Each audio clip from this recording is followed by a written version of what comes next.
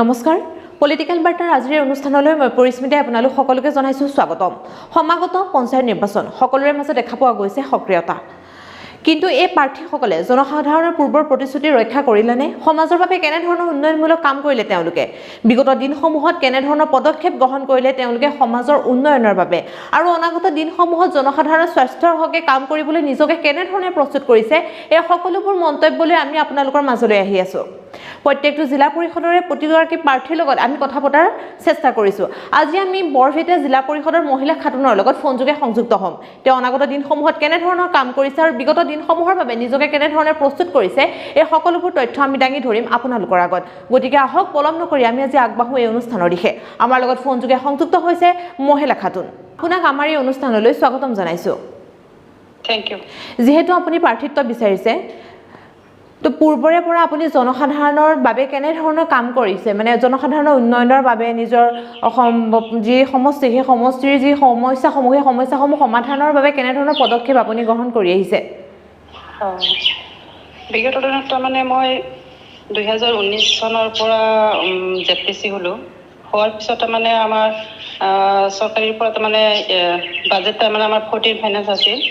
তাৰে পৰা আমাক দিয়া নাছিলে জেপি আৰু এপি 1% দিয়া নাছিলে হয়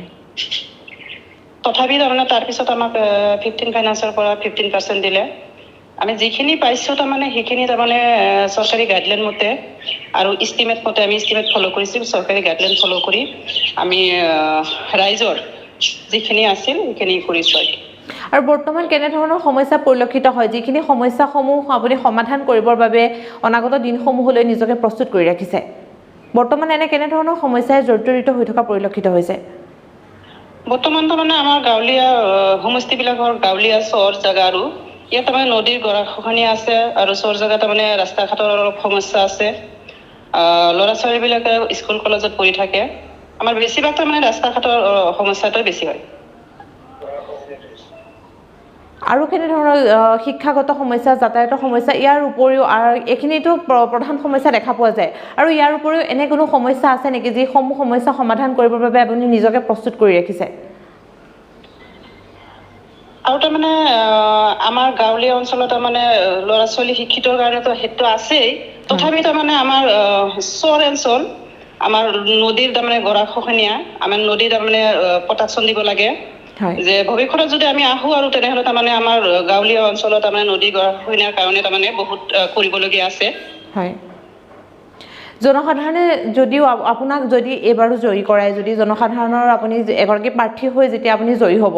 তো তেতিয়া ক'ৰবাত দেখা পোৱা যায় যে যেতিয়া তেওঁলোক জয়ী হোৱাৰ পিছত জনসাধাৰণৰ সেই আশাবোৰ সমস্যাবোৰ কিন্তু সমস্যা হৈ ৰৈ যোৱা পৰিলক্ষিত হয় এই ক্ষেত্ৰত আপুনি কি ক'ব বিচাৰিব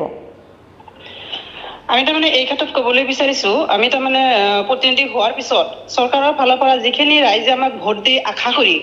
বহুত সমস্যা থাকে সেই সমস্যাবোৰ আমি সমাধান কৰিব নোৱাৰো কাৰণ আমাৰ চৰকাৰৰ ফালৰ পৰা হিমান বাজেট দিয়া নাই আমি জেপিসি হোৱাৰ পিছত আমি ক'লো যে 14 ফাইনান্স আছিল 14 ফাইনান্স আমাৰ জিপিত দি দিলে 100% জেপি আৰু এপিক একো নিদিলে তথাপি তাৰমানে আমাক 50% দিছিলে তাৰ পৰাই কৰিছো আৰু তাৰমানে এই কাৰণে ৰাইজৰ সমস্যাবিলাক থাকি যায় হয় অনাগত দিনসমূহত আপুনি জনসাধাৰণৰ হকে নিস্বাৰ্থভাৱে কাম কৰি যাওক আমাৰ এই অনুষ্ঠানৰ পৰা আপোনালৈ শুভেচ্ছা জনালো থ্যাংক ইউ এয়া আছিল মহিলা খাতুনৰ মন্তব্য এনেধৰণৰ মন্তব্যলৈ আমি আপোনালোকৰ মাজলৈ আহিম গতিকে আপোনালোকে চাই থাকিব পলিটিক্যাল বাৰ্তা ভিডিঅ'টো ভাল লাগিলে লাইক কৰিব কমেন্ট কৰিব আৰু শ্বেয়াৰ কৰিব কমেন্ট বক্সত আপোনালোকৰ যোগ্য প্ৰাৰ্থীজনৰ নাম কিন্তু লিখিবলৈ নাপাহৰিব পুনৰ আন এক ভিডিঅ'ত লগ পোৱাৰ প্ৰতিশ্ৰুতিৰে মই পৰিস্মিতাই আজিৰ এই অনুষ্ঠানৰ পৰা বিদায় লৈছো ধন্যবাদ